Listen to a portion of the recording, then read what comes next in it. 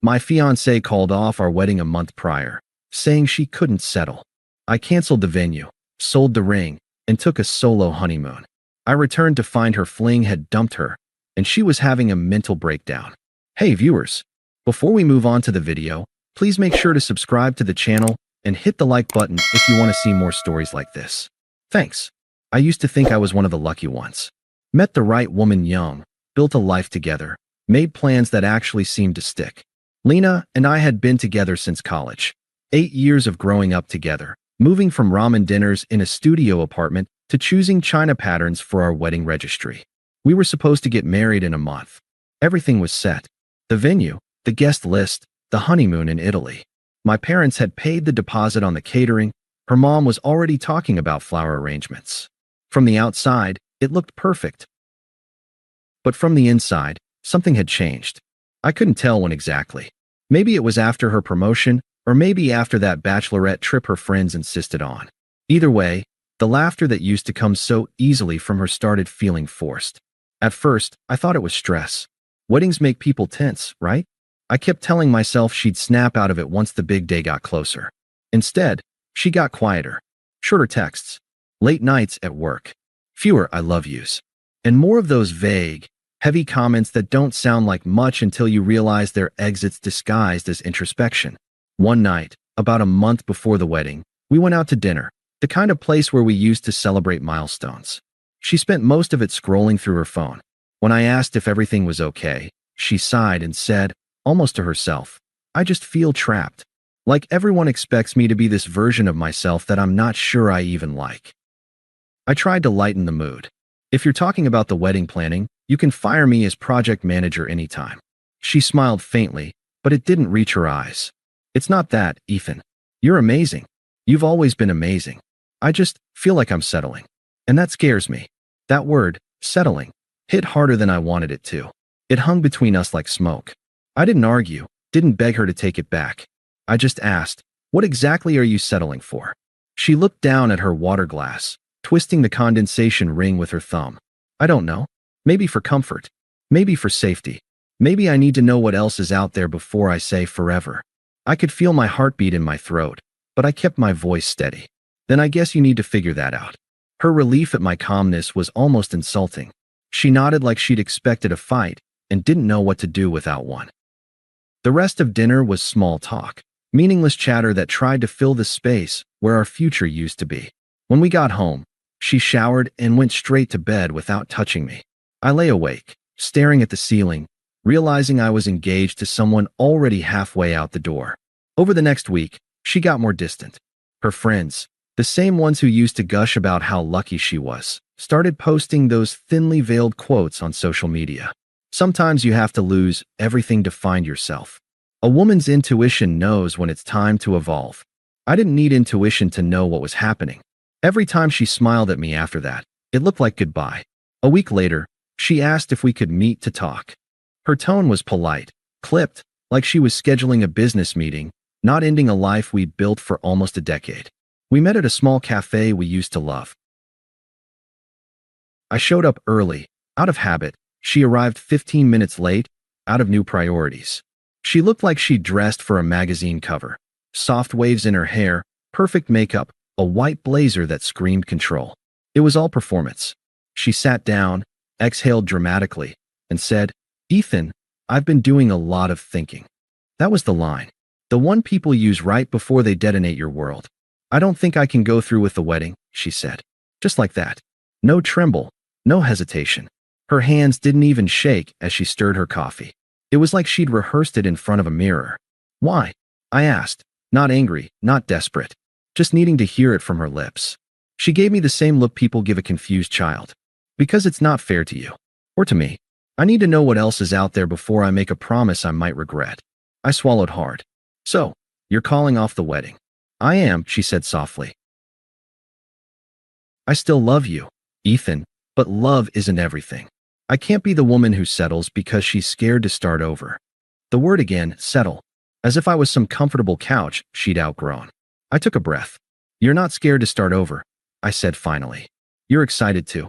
There's a difference. That caught her off guard. Her expression faltered, but only for a second before she regrouped into faux maturity. "This isn't about anyone else," she said quickly. "I just need space to find myself." A lie, and both of us knew it. I nodded slowly. "Then I won't stand in your way." She blinked. "That's it. You're just okay with this." "I'm not okay with it," I said. "But I'm not going to beg you to stay." She leaned back, exhaling like she'd passed some kind of moral test. "I didn't want this to get ugly." "You don't need to worry about that," I said. "You already made it ugly enough." For a brief second, her composure cracked. Her mouth twitched like she might cry, but pride won. "I'm sorry if you're hurt," she said, tone flat, rehearsed. I stood up. "You're not sorry. You're relieved. Enjoy your freedom." She didn't follow me when I walked out, but I felt her eyes on my back the whole way to the door. Later that night, I found out through a mutual friend that she'd already been spending time with a coworker, Ryan. The same guy she used to say was like a brother. They'd been texting for months, apparently. I didn't even confront her. What was the point? She'd already rewritten the story in her head to make herself the victim of her own choices. Instead, I started making calls. Venue, canceled. Caterer, canceled. Photographer, canceled. I didn't just delete her from my future. I deleted the version of me who'd built that future for her. When I called the jeweler about returning the engagement ring, he asked, "Cold feet?" I said no. She wanted to fly barefoot. He chuckled awkwardly, not sure what to say, and I realized I didn't care who understood. By the end of the week, every trace of the wedding was gone. The invitations, the deposits, the whiteboard calendar with our day written in red marker. I wiped it clean. She never asked if I'd canceled anything. She was too busy posting pictures of sunsets with captions like, "New beginnings feel like breathing again." Good for her. I hoped she enjoyed the view while it lasted. When I woke up the next morning, my first thought wasn't about her. It was about silence. The kind that hangs in the air when all the noise finally dies. For months, my life had revolved around her wedding Pinterest boards, dress fittings, venue negotiations, and her endless lists of must-haves. It felt strange not to have my day dictated by her agenda. So, I decided to start reclaiming things. One by one, the first call I made was to the venue. The manager sounded almost sympathetic when I told him we were canceling. "Do you want to reschedule for another date?" he asked gently. "No," I said. "Cancel it entirely." She called it off.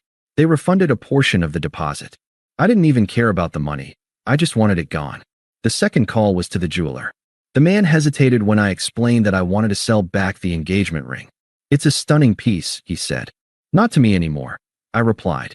By noon, both were handled. By evening, I was staring at my laptop, scrolling through vacation packages. Something spontaneous, somewhere I'd never planned to go.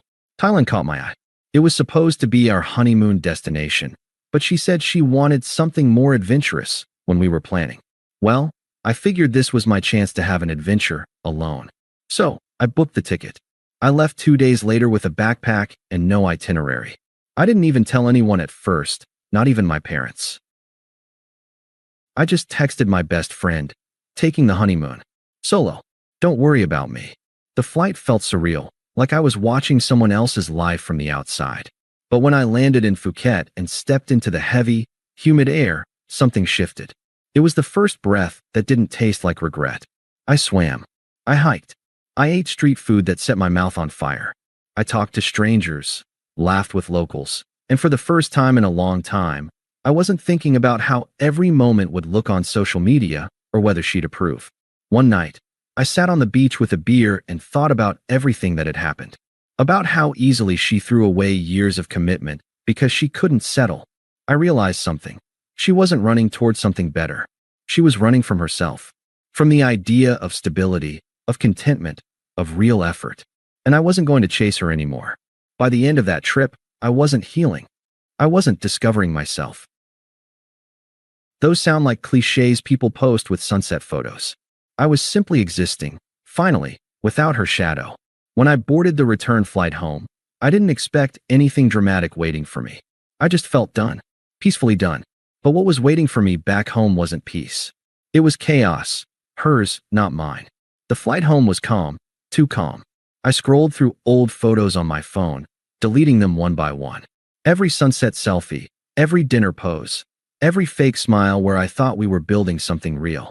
By the time the plane touched down, my camera roll looked like it belonged to a stranger. I expected nothing when I got home. Just the same apartment, the same quiet, and maybe a few awkward texts from mutual friends still pretending to check in. What I didn't expect was to open my phone to a flood of unread messages. From her. They started polite. "Hey, can we talk?" Then slipped into desperate. "Please, I just need to explain." I ignored them all. Whatever she needed to explain was none of my business anymore. But then one message caught my attention. It wasn't from her. It was from her best friend, Leah. "You probably don't care, but you should know she's not doing great. That guy she left you for? He dumped her. She's been having panic attacks and calling your mom. Maybe check on her." I stared at the message, unreadable. For months, I had replayed that breakup speech, her voice trembling not with guilt but with excitement, like she was announcing a promotion. "I just can't settle. I need to feel alive again," she'd said. Apparently, that feeling didn't last long. Out of morbid curiosity, I checked her social media. She'd gone private, but her profile picture told me enough. Gone was the confident, glowing version of her with the beach tan and champagne glass. The new photo was dim, grainy, like someone trying to smile through exhaustion. Then I saw it. The guy. Her Fling. He'd deleted every photo with her. Every trace. His page was full of new adventures, solo ones. He'd moved on faster than she thought I would. It was poetic, really. She left me because she couldn't settle, but it turned out he couldn't either. That night, I unpacked my bag, opened a beer, and turned off my phone. No closure, no conversation, no emotional cleanup.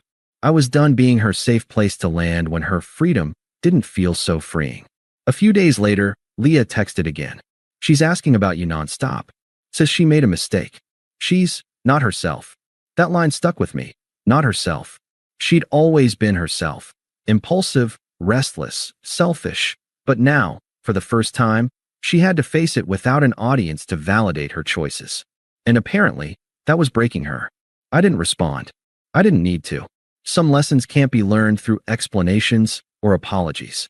Some people have to collapse under the weight of their own decisions before they understand what they destroyed. While she was unraveling, I started putting things together, literally.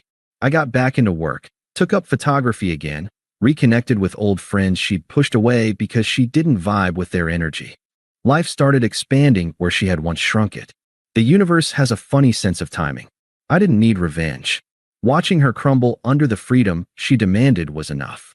But I didn't know yet. Her collapse was only beginning. And soon, she wouldn't just be heartbroken. She'd be desperate. It started subtly. A few mutual friends reaching out, awkwardly testing the waters. "Hey man," I ran into her at the coffee shop.